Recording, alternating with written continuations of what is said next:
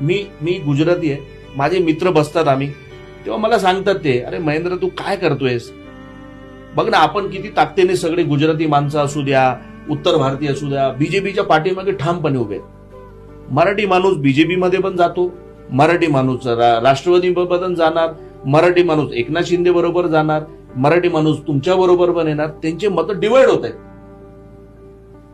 हे वातावरण सगळ्यांमध्ये चालू आहे. म्हणून भारतीय जनता पार्टीची हिंमत वाढलेली आहे की एकत्र बाकीच्यांना करतायत आणि मराठी लोकांना ते विभाजन करतायत.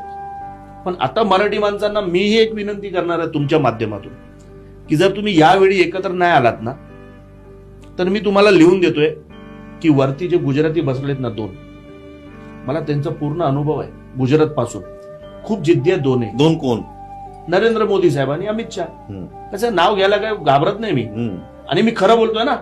खूप डेंजर आहे जर त्यांनी ठरवलं की मुंबई आपल्याला गुजरातमध्ये घ्यायची आहे. बघा राज ठाकरे साहेबांनी एकदा सांगितलं तर त्याच्या काहीतरी तथ्य असेल.